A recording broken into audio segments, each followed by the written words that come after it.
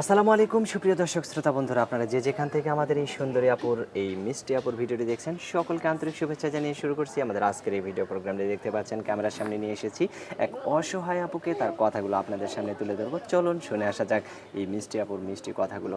আসসালামু আলাইকুম আপু, ওয়ালাইকুম আসসালাম। কেমন আছেন আপনি? আছি ভাইয়া কোনো মতো। কোনো মতো? আপনার কোলে বাচ্চা একটা দেখতেছি, বাচ্চাটা কার আপু? বাচ্চাটা আমারই। আপনারই বাচ্চা? আপনার নাম কি? আমার নাম মেঘলা। মেঘলা? তো মেঘলা আপু, আপনার এই বাচ্চা থাকতেও আপনি ক্যামেরার সামনে কেন আসলেন? ভাই বাচ্চা নিয়ে আইছি, বাচ্চার বাপটা মারা গেছে তার নিকা। বাচ্চার বাপ মারা গেছে? ইন্নালিল্লাহ। তো এখন এই যে বাচ্চার বাপ যে নাই, কতদিন থেকে নাই? এই 8 মাস ধরে। 8 মাস। বাচ্চার বয়স কত? বাচ্চার বয়স 10 মাস। 10 মাস।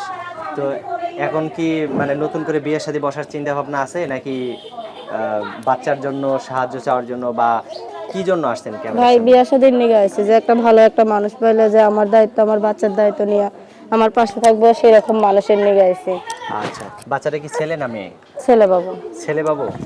আচ্ছা, তো এখন এই বাচ্চাটাকে নিয়ে যে আসছেন, এতটুকু বাচ্চাকে নিয়ে আপনি বিয়ে বসে আরেকজনের সংসার করতে পারবেন?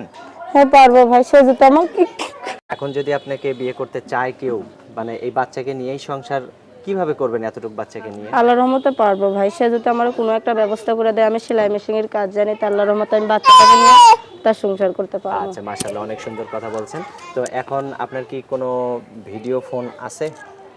না ভাই, আমার ভিডিও ফোন নাই। তো ভিডিও ফোন না থাকলে আপনার মুখটা যদি কেউ একটু দেখতে চায়? কেউ দেখতে কি করবো ভাই, আমি তো গরিব ঘরে নাই, আমার ভিডিও ফোন কই পাবো, আমার তো মা বাবা নাই। কেউ যদি ব্যবস্থা করে দেয়, তার সাথে আর কখনো যোগাযোগ রাখবেন না? কেন রাখবো না, অবশ্যই রাখবো ভাইয়া। অবশ্যই রাখবেন। আপনার গ্রামের বাড়ি কোথায়? যশোর। এখন কোথায় থাকেন আপনি?